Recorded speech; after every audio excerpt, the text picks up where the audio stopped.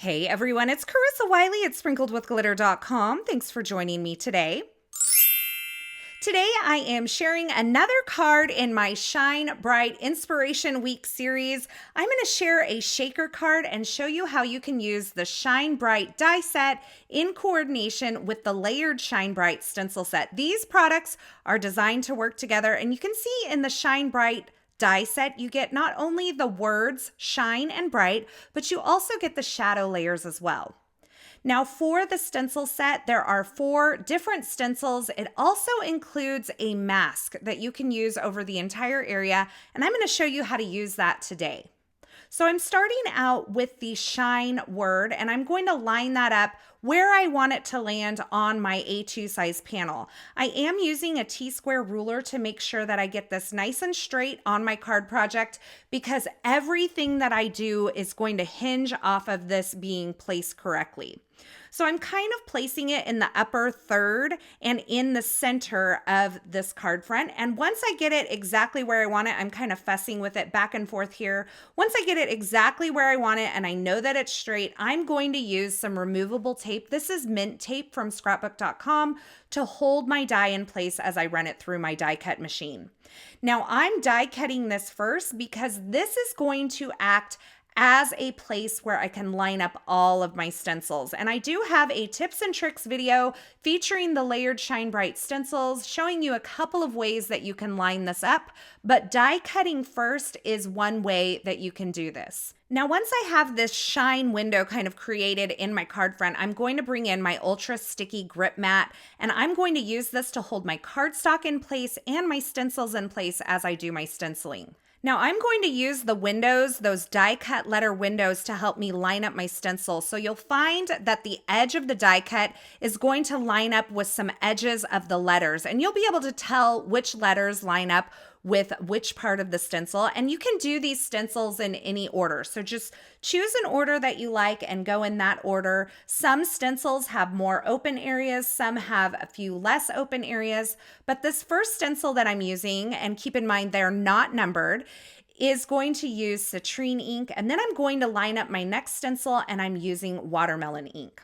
Now, something I want to note on these layered Shine Bright stencils is that they do not have any numbers. They also do not have any A2 registration crop marks. And the reason is we wanted these to be as versatile as possible. So if you want some more information on how to line these up for different card panels, be sure to check out that tips and tricks video for these layered Shine Bright stencils. I'm going to give you a couple of tips for lining these up.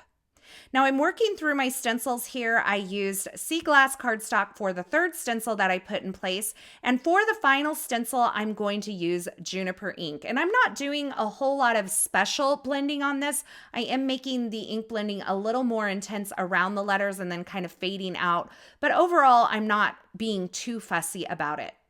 Now this mask piece is designed to mask off this entire area once it's stenciled so that you can give your background an ink blended color or do a little glow around this kind of focal point, just like I'm doing here with this nectar ink. So now that I've done all of my ink blending, I'm going to remove my mask, and I'll remove my panel from my grip mat by rolling the grip mat away from the panel. And you can see I have my shine word die cut, but now I need to die cut my bright word. Now I didn't do this in step 1 when I did the shine because it's almost impossible to line up this die cut with the shine word and have the stencils fall into place correctly.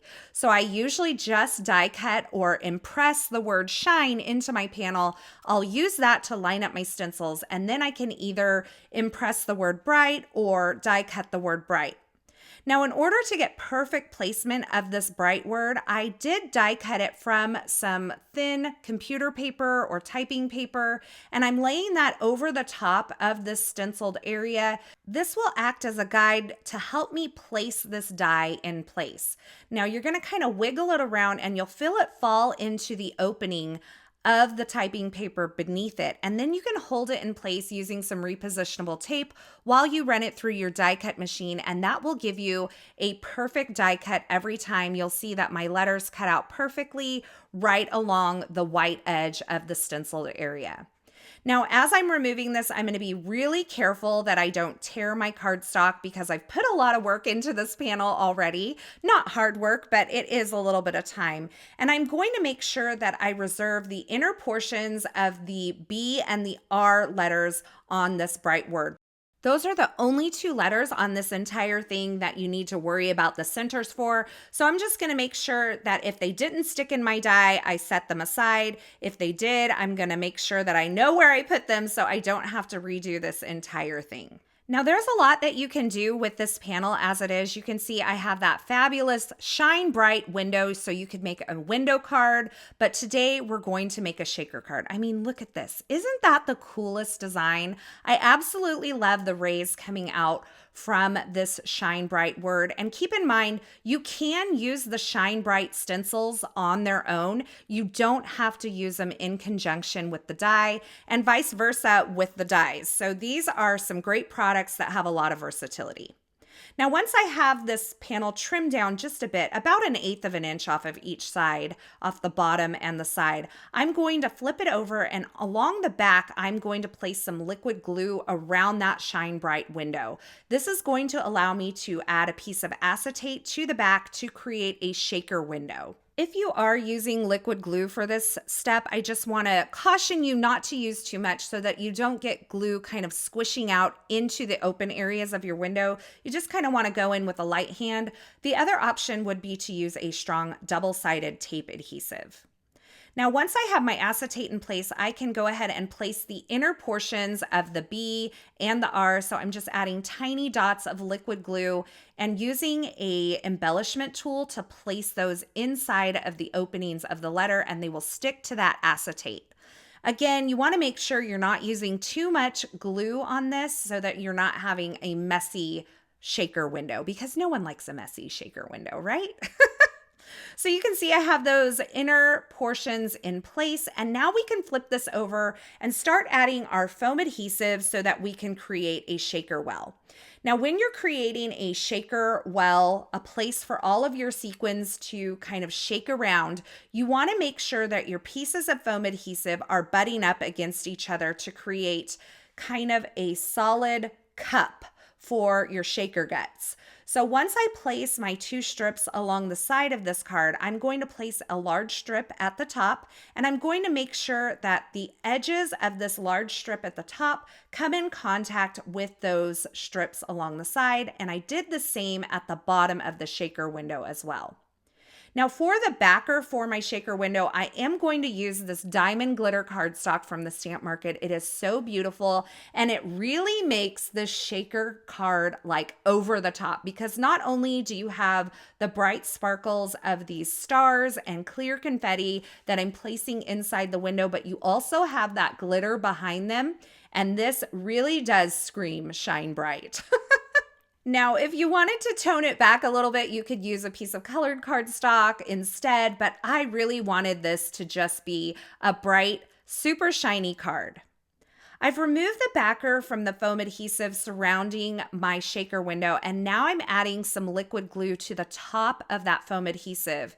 And I find that when I am using glitter as a backer for shaker windows, it really does need a line of liquid adhesive to hold that glitter onto the foam adhesive. The glitter cardstock tends to not want to stick really well to the foam adhesive, so that extra bit of liquid glue really helps hold it securely. Now I've grabbed the sentiment strips, the Shine Bright sentiment strips from the Shine Bright collection. This has 13 different sentiments. It's on 2 press plates, and it includes 2 dies to die cut these perfectly. And I'm laying them onto my heated up Glimmer hot foil platform. And once I set the timer and the timer was done, I'm going to take this over to my Platinum 6. I'm going to add my foil with the pretty side facing the pretty side of the press plates.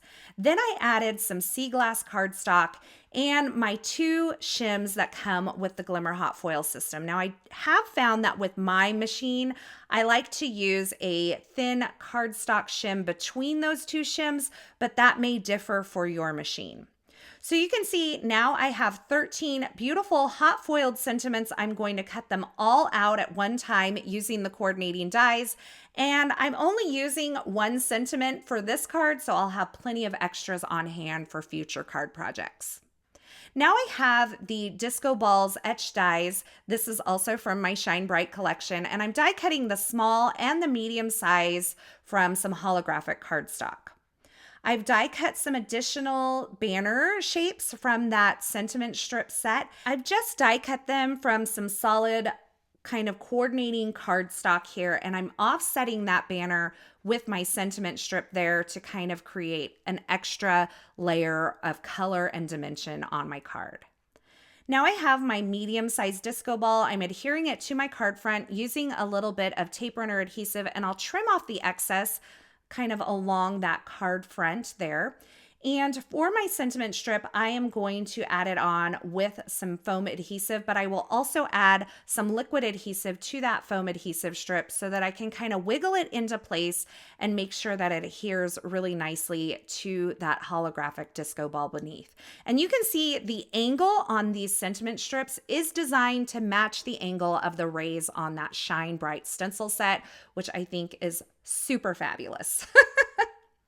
Now I'm finishing my card off with a few of the sparkle die cut elements from that disco ball die set. I've popped them up on some foam adhesive, and I added this entire panel to an A2 size card base, and that finishes off my super shiny Shine Bright shaker card for today. I absolutely love this. I love all the shine in those windows, and it's just a fun way to use this die and stencil set together.